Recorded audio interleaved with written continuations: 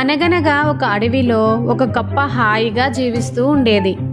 దానికి ఒక హంస పరిచయమైంది. కొద్ది రోజుల్లోనే అవి ప్రాణ స్నేహితులయ్యాయి.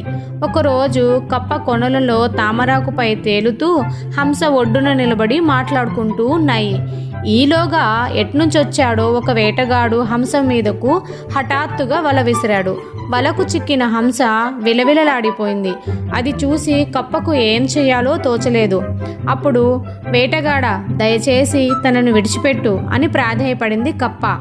దీన్ని అమ్మితే బోల్డ్ అన్ని డబ్బులొస్తాయి, విడిచిపెట్టను అన్నాడు.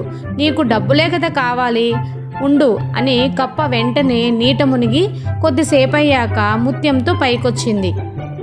దాన్ని తీసుకుని నా స్నేహితురాల్ని విడిచిపెట్టు అంది. వేటగాడు ముత్యం తీసుకుని హంసను వదిలిపెట్టాడు. ఇంటికెళ్ళాక అతను చెప్పిందంతా విన్న భార్య, ఆ కప్ప దగ్గర ఇంకొన్ని ముత్యాలు ఉండి ఉంటాయి, వెళ్ళి అవన్నీ తెచ్చేయి అని చెప్పింది. దాంతో దురాశ కలిగిన వేటగాడు కప్ప దగ్గరికి వెళ్ళాడు.